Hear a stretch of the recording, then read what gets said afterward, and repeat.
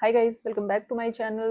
उम्मीद करती हूँ कि आपकी पढ़ाई बहुत अच्छी चल रही है। अब एसएससी सीजीएल प्री का एग्जाम बहुत नज़दीक है, तो आप प्लीज़ अपनी इस तैयारी को सीरियस नोट पे कीजिए और अपनी एसएससी सीजीएल का फॉर्म अगर जिसने नहीं भरा है तो आप प्लीज़ भर दीजिए। 24 जुलाई उसकी लास्ट डेट है।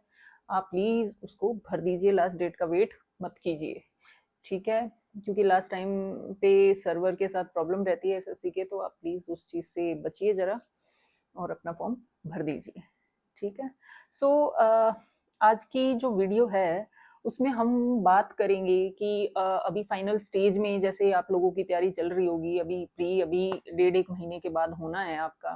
तो अभी जैसे रिवीजन है या क्या स्ट्रेटेजी के साथ आपको आगे बढ़ना चाहिए, या इस बचे हुए टाइम पीरियड में आपको मैक्सिमम एफिशिएंसी के साथ कैसे इसको यूटिलाइज करना चाहिए।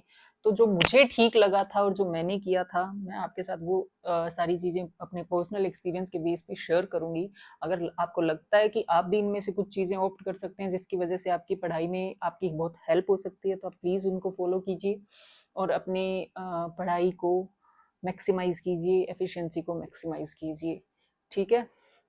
तो मेजर गोल मेरा यही है कि मैं आपको कुछ पॉइंटर्स बता दूं जो मैंने फॉलो किए थे, जो मुझे बड़े हेल्पफुल लगे थे, तो मे बी आपको भी थोड़े हेल्पफुल लग जाएं। तो हम जैसे एसएससी सीजीएल प्री में क्या है, 4 सब्जेक्ट्स हैं। मेंस में भी 4 ही सब्जेक्ट्स हैं ये वाले, उसके अलावा कंप्यूटर टेस्ट है, वो अलग चीज़ है। तो अब देखिए, सबसे पहले टाइमलाइन समझिए, क्योंकि एसएससी सीजीएल प्री का जो एग्ज़ाम है वो होना है सितंबर से लेके अक्टूबर 2024 के बीच, राइट? तो हम मोटा-मोटा अगर आइडिया लेके चलें तो लेट्स इमेजिन कि 16 सितंबर से 15-16 अगस्त तक में भी हो जाए, या फिर लास्ट वीक ऑफ सितंबर से लेके थर्ड वीक ऑफ अक्टूबर तक खत्म हो जाए, या जो भी है। अप्रोक्सीमेटली 3 to 4 वीक्स तो एसएससी लेता है एग्जाम्स को कंप्लीट करने में। तो वो डिपेंड करता है कि नंबर ऑफ फॉर्म्स कितने लगे, नंबर ऑफ स्टूडेंट्स कितने हैं, ऑब्वियसली उस चीज़ पे भी। बट हम इतना टाइम लेके चलें तो हम मान के चलेंगे कि हमारे पास रिवीजन का या हमारी स्ट्रेटेजी को इम्प्लीमेंट करने का जो टाइम है वो 15 सितंबर तक है मैक्सिमम, ठीक है?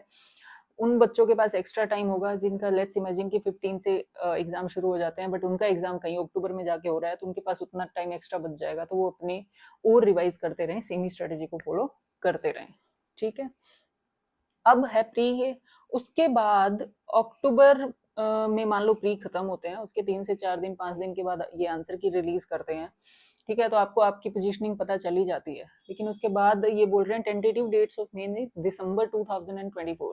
सो अगेन 2 ही महीने आपको मिलेंगे, तो आप जो 100% श्योर बच्चा है ना इस टाइम पे मेंस की उसका प्री हो जाएगा, तो अगर वो चाहें तो हफ्ते में एक टेस्ट या फिर 2-3 सेक्शनल टेस्ट ओनली वो दे सकते हैं मेंस के पर्सपेक्टिव से भी। इससे क्या होगा, उनकी जो क्वालिटी ऑफ क्वेश्चंस है ना, उनकी प्रैक्टिस बहुत अच्छी हो जाएगी, ठीक है? अगेन ये सिर्फ उन्हीं बच्चों के लिए है जिनको लगता है कि उनकी प्री की तैयारी बहुत अच्छी हो गई है, बट अपने लेवल ऑफ जो प्रैक्टिस है वो उसको अच्छा करना चाह रहे हैं, तो मेंस के क्वेश्चनियर पे शिफ्ट कर सकते हैं, ठीक है? मैंने हमेशा से ही मेंस की तैयारी करी थी, मैंने कभी प्री की तैयारी करी ही नहीं, क्योंकि अगर आपने मेंस को क्रैक कर लिया तो प्री के बेसिक क्वेश्चंस तो आप कर ही लोगे, ठीक है? ये मेरा मानना है, जरूरी नहीं है ये सब लोग इसके साथ अग्री करें। तो आपको जहां जहां जैसे जैसे आपको लगे कि ये मेरे लिए अच्छा है, वो आप ऑप्ट करते रहिए, ठीक है?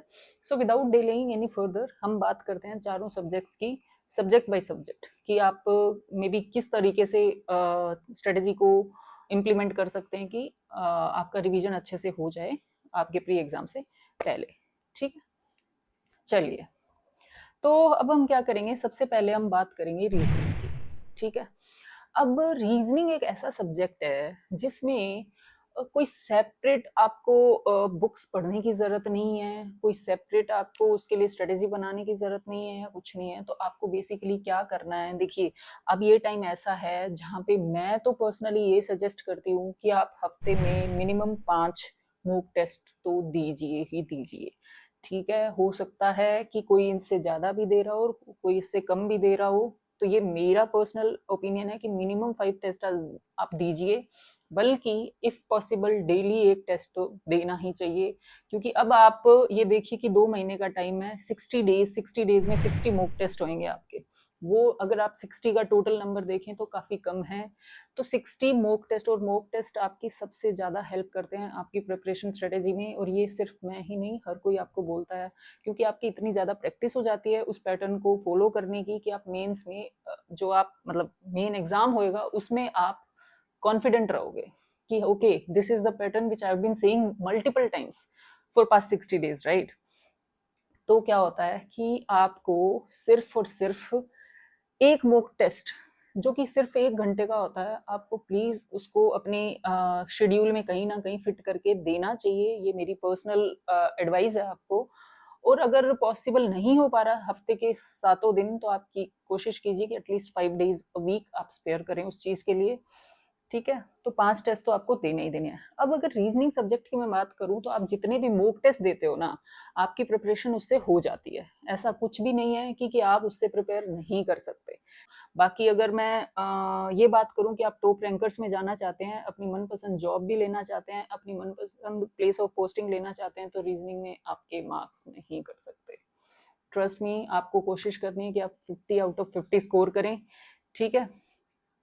तो और रीजनिंग एक ऐसा सब्जेक्ट है जहाँ पे आप 50 आउट ऑफ 50 स्कोर कर सकते हो। ऐसा नहीं है कि इसमें नहीं कर सकते, दैट्स नॉट प्रैक्टिकली पॉसिबल, ऐसा ये सब्जेक्ट है ही नहीं। तो आपको क्या करना है, मॉक टेस्ट दीजिए, मॉक टेस्ट का एनालिसिस कीजिए। लेट्स इमेजिन कि आपके किसी टॉपिक में मार्क्स कट गए, ठीक है, फिर दूसरे दिन आप मॉक टेस्ट दे रहे हैं, उसमें भी सेम ही टॉपिक में आपको प्रॉब्लम आ रही है, तो उस टॉपिक, सिर्फ उस टॉपिक के क्वेश्चंस आप बहुत सारे सॉल्व कर लीजिए, ठीक है। कुछ ही इंपॉर्टेंट टॉपिक्स होते हैं जिनके जो क्वेश्चंस हैं वो रिपीटेडली रीजनिंग में आते रहते हैं, जैसे कि कोडिंग डिकोडिंग होती है, एनालॉजी होती है, क्लासिफिकेशन होता है, ब्लड रिलेशंस होते हैं, सिटिंग अरेंजमेंट्स होते हैं, ठीक है। तो बहुत बेसिक से क्वेश्चंस होते हैं और सीरीज होती है। देखिए दूसरी सबसे बड़ी चीज मैं जो यहाँ पे बोलना चाहूंगी कि मॉक टेस्ट में क्या होता है, समटाइम्स सीरीज है ना, देख के हमें लग रहा है कि ये सॉल्व हो जाएगी, लेकिन वो हमारा टाइम कंज्यूम कर जाती है। तो आपको सबसे इंपॉर्टेंट चीज तो ध्यान रखनी है कि आपने रीजनिंग का एक क्वेश्चन उठाया, ठीक है, आपसे हो रहा है तो well and good, otherwise 30 to 40 seconds के बियॉन्ड उसको टाइम देना ही नहीं है। आप उसको स्टार मार्क कीजिए, मार्क को रिव्यू कीजिए और आगे बढ़ जाइए। क्योंकि अगर आपने एक क्वेश्चन को सोल्व कर भी लिया लेकिन उस पर ज्यादा टाइम इन्वेस्ट कर दिया तो उस क्वेश्चन की वर्थ खत्म हो जाएगी।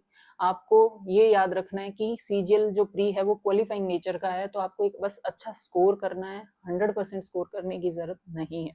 आप टारगेट ये लेके चलिए कि आप 20 to 30 मार्क्स अफोर्ड कर सकते हैं जहाँ पे आप लूज कर सकें। सो 170 प्लस का स्कोर बहुत अच्छा होता है, 160 प्लस का स्कोर भी बहुत अच्छा होता है। तो ये चीजें आपको दिमाग में क्लियर होनी चाहिए कि इट्स ऑल राइट, अगर मैं 1 या 2 क्वेश्चन नहीं कर पा रहा हूँ तो उसमें कोई बहुत बड़ी बात नहीं है, कोई प्रॉब्लम की बात नहीं है, ठीक है। पहले जो जरूरी ये चीज है कि सारे के सारे 100 के 100 क्वेश्चन आप एटलीस्ट देख लें, ताकि ऐसा कोई क्वेश्चन ना छूट जाए तो देखते ही सोल्व हो सकता था, लेकिन आपने एक क्वेश्चन पे ज्यादा टाइम स्पेंड कर दिया जिसकी वजह से वो क्वेश्चन रह गया जो सिर्फ और सिर्फ देखने मात्र से आप कर सकते थे, ठीक है। तो ये चीजें बहुत जरूरी होती हैं। बाकी रीजनिंग में ऐसी कोई रॉकेट साइंस नहीं है जिसको सेपरेटली आपको टाइम देना पड़े या कुछ भी करना पड़े। तो रीजनिंग सबसे सिंपल सब्जेक्ट है, तो बस आपको मॉक देने हैं, उसका एनालिसिस करना है, टाइमिंग्स पे ध्यान देना है, और कोई रिपीटेड मिस्टेक हो रही है जिस टॉपिक में, उस टॉपिक के थोड़े से क्वेश्चन, 20 क्वेश्चन, 25 क्वेश्चन, 30 क्वेश्चन, जैसा आपको ठीक लगे उतने क्वेश्चन उस पर्टिकुलर टॉपिक के, चाहे तो आप यूट्यूब से कर लीजिए, चाहे आप कोई बुक फॉलो कर रहे हैं उससे कर लीजिए, चाहे आप कोई कोचिंग इंस्टीट्यूट फॉलो कर रहे हैं उससे कर लीजिए, कोई मैटर नहीं करता। आप कंटेंट अपना चेंज मत कीजिए, जिससे आप तैयारी करते हुए आए हैं उसी से रिवाइज कीजिए। इस टाइम पे आप कंटेंट चेंज नहीं कर सकते अपना, जहां से आपने पढ़ाई की है वो, ठीक है। और ऐसा कंटेंट में कुछ डिफरेंस नहीं होता है, तो आप बस फोकस रखिए और कॉन्फिडेंस रखिए, ठीक है। तो रीजनिंग बहुत ही जो चैलेंजिंग सब्जेक्ट होते हैं ऐसा कुछ भी नहीं है, ठीक है। कुछ टाइप ऑफ क्वेश्चंस ऐसे बनते हैं रीजनिंग में, कुछ 3 से 4 क्वेश्चन ऐसे होते हैं जो कि बनाए ही इस माइंडसेट के साथ जाते हैं कि यहाँ पे बच्चे की हमें ये स्किल देखनी है कि वेदर ही और शी इज डिसीजिव और नॉट, ठीक है। क्या वो डिसीजन मेक कर सकते हैं कि ये क्वेश्चन अभी टाइम कंज्यूम कर रहा है और हम इतना टाइम अभी के अभी इसको नहीं दे सकते इस क्वेश्चन को, ठीक है। अगर क्वेश्चन पेपर खत्म करने के बाद हमारे पास टाइम बच गया तो हम वापसी यहाँ पे आएंगे इस क्वेश्चन पे और इसको सोल्व करने की ट्राई करेंगे, ठीक है। तो ये चीजें भी आपको देखनी है, ये सब चीजें आपकी प्रिपरेशन स्ट्रेटेजी का पार्ट होती हैं, तो आप प्लीज इस पे फोकस कीजिए और ध्यान रखिए, तो रीजनिंग में आपको कोई प्रॉब्लम नहीं आएगी। तो ये सारा था रीजनिंग के बारे में। लेकिन आपको अगर इससे ज्यादा इसमें कोई भी डाउट हो, कोई भी परेशानी हो, please do let me know in the comment section, मेरे से जितनी हो पाएगी I will help you guys. But आपका ये प्राइम टाइम है अब अपनी स्टडीज की जो प्रिपरेशन आपने अपनी जो आपने प्रिपरेशन करी है उसको फिनिश करने का, जहाँ पे आपको वो जो मार्किंग होती है उसके बियॉन्ड जाना है, सक्सेसफुली आपको इन जो प्रिपरेशन आपने करी है उनको फिनिश करना है। ठीक है, तो आप मैक्सिमम एफर्ट्स डालिए और लगे रहिए। ठीक है, तो मेरी तरफ से इतना ही रीजनिंग के लिए। स्टिल आपको कोई क्वेरी हो please do let me know in the comment section. Thank you so much for listening guys. Thank you, bye.